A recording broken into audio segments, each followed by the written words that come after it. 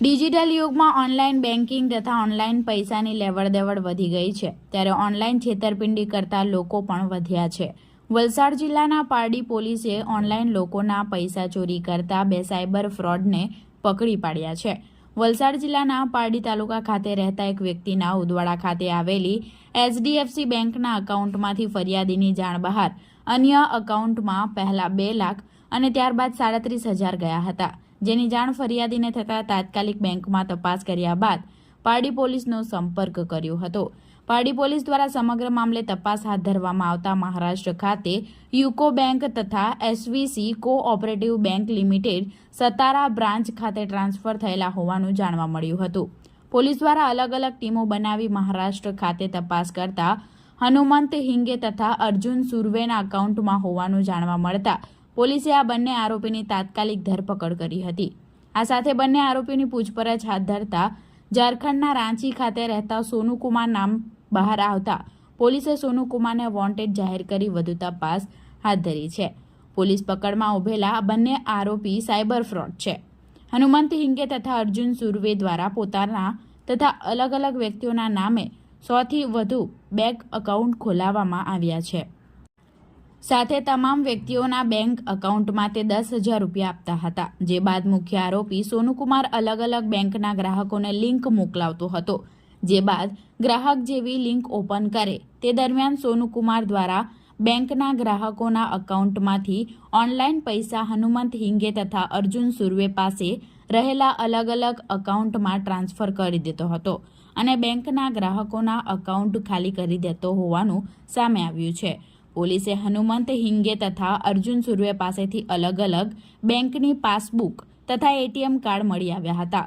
Police તમામ મુદ્દામાલ કબજે કરી વધુ તપાસ હાથ ધરી છે. તો મુખ્ય આરોપી સોનુકુમારને પકડવા માટે ચક્રો ગતિમાન કરવામાં આવ્યા છે.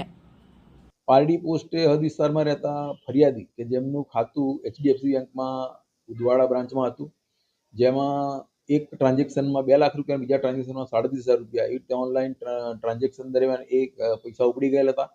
અને જેની તપાસ દરમિયાન આ જે એકાઉન્ટ હતું, જેના પૈસા જે એકાઉન્ટમાં ગયા હતા, એ એકાઉન્ટ યુકો બેંકનું જણાયેલું હતું અને એ એકાઉન્ટ ધારક સાતારા મહારાષ્ટ્ર ખાતે રહેવાનું જાણવા મળેલું હતું. જેની તપાસ દરમિયાન આ સાતારા ખાતેથી એક વ્યક્તિને ઉઠાવવામાં આવેલો હતો અને એને પૂછપરછ કરતા એણે એકાઉન્ટ એકબીજા જોડેથી ભાડે લીધેલું જણાવ્યું, જેથી બીજો એક કિસ્સાને પણ ઉપાડવામાં આવેલો હતો. અને આ બંને જણાએ લગભગ 10 એકાઉન્ટ 5,000 રૂપિયા આપીને અન્ય લોકોને ભાડે લીધેલ હતા. અને આ લોકો અલગ અલગ રીતે આવી રીતે ચીટિંગ કરતા હતા. અને એ દરમિયાન હજી ઝારખંડને એક રહીશું નામ ખુલેલું, જેને હજી પકડવાનું બાકી છે. આમની એમો એવો હતી કે ઓનલાઈન ટ્રાન્ઝેક્શન દરમિયાન પૈસાને બીજા એકાઉન્ટમાં ટ્રાન્સફર કરી તરત ત્રીજા એકાઉન્ટમાં ટ્રાન્સફર કરી દેવાનું. અને આની ડીપમાં તપાસ દરમિયાન હાલમાં 2 આરોપી પકડવામાં આવેલ છે અને આ ગુનો ડિટેક્ટ કરવામાં સફળતા મળેલ છે. સદર તપાસ દરમિયાન જે રકમ ગયેલી હતી એ તમામ રકમ રિકવર કરવામાં આવેલી છે અને હાલમાં લગભગ 19 જેટલી પાસબુકો અને ATM કાર્ડને હાલમાં મુદ્દામાલ તરીકે કબજે લેવામાં આવે છે. હાલમાં એક આરોપી જે છે એ ઝારખંડનો રહેવાસી છે, એની તપાસ હજી બાકી છે, જે હજી પકડાયેલ નથી. જે પકડાશે એટલે વધુ વિગત આમાં જાહેર થશે.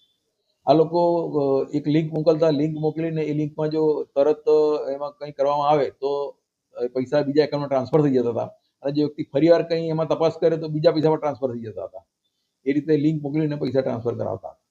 એ હજી આરોપીને પકડીને એની તપાસ ચાલુ છે. આ પૈસા જે હતા એ એકાઉન્ટમાંથી મળી આવેલા છે અને બીજા જો કોઈ એકાઉન્ટમાંથી કોઈ આવી રીતે ટ્રાન્ઝેક્શન કરેલા હશે એ બીજી તપાસ દરમિયાન હજી ખુલશે અને આગળની તપાસમાં હજી આગળ એ લોકો પૈસા ક્યાં વાપરતા હતા એ પણ જાણવા મળશે. વલસાડની જનતાને ખાસ જણાવવાનું કે જ્યારે અજાણી લિંક આવે તેની પર બને ત્યાં સુધી ક્લિક ના કરવું અને જો કદાચ ક્લિક થઈ જાય અને ટ્રાન્ઝેક્શન જણાય કે આવી રીતે પૈસા ટ્રાન્સફર, તરત 1930 પર કોન્ટેક્ટ કરી તરત એનો ઇતિહાસ આપીને તરત એકાઉન્ટ બ્લોક કરાવી દેવું, જેથી આવા સાયબરની છેતરપિંડીથી બચી શકાય.